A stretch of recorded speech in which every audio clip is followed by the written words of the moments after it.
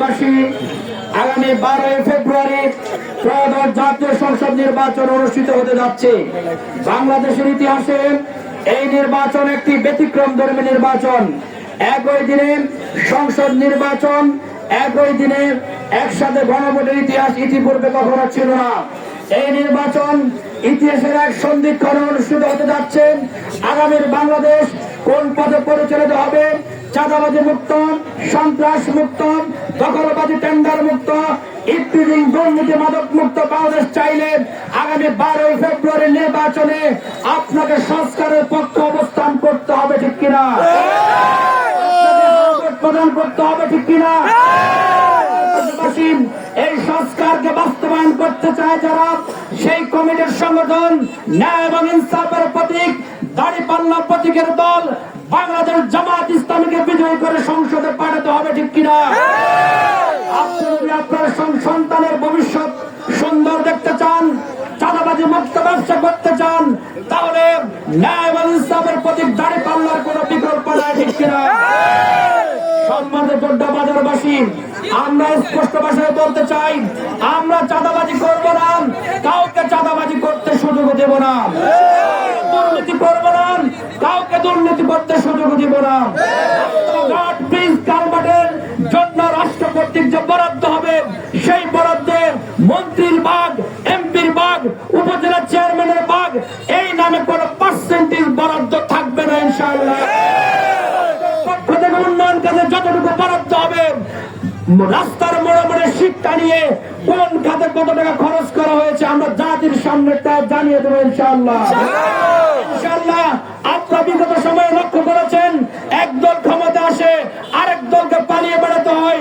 আজকে জোড্ডা বাজারবাসীর সামনে স্পষ্ট ভাষায় ঘোষণা দিচ্ছি, জনগণের ভোটে ইনশাআল্লাহ আমরা যদি ক্ষমতা আসি, আবার প্রতিপক্ষ কোন দলের কোন নেতা কর্মীকে পালিয়ে বেড়াতে হবে না ইনশাআল্লাহ। রাজনীতির কবর রচনা করবে ইনশাআল্লাহ। সহমর্মিতা এবং বন্ধুত্বপূর্ণ রাজনীতির প্রচলন করবে ইনশাআল্লাহ। রাস্তাঘাট, ব্রিজ, কালভার্ট, স্বাস্থ্য সেবা নিশ্চিত করা, বেকার যুবকদের প্রশিক্ষণ দিয়ে হয়রানি মুক্তভাবে বিদেশে পাঠানো, চাকরি বাকরির ব্যবস্থা করা, আমাদের মা এবং বোনদেরকে ইফতিজিং মুক্ত পরিবেশে বসবাসের সুযোগ দেওয়া, খাল নদী খনন থেকে শুরু করে সামগ্রিক কল্যাণমূলক কাজে আমরা সর্বোচ্চ অগ্রাধিকার দেব ইনশাআল্লাহ।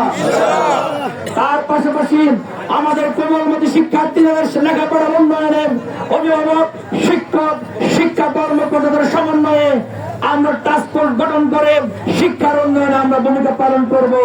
আমরা স্পষ্ট ভাষায় বলতে চাই, জনগণের ভালোবাসা নিয়ে, জনগণের পরামর্শ নিয়ে আমরা আগামী দিনের পথ চলব।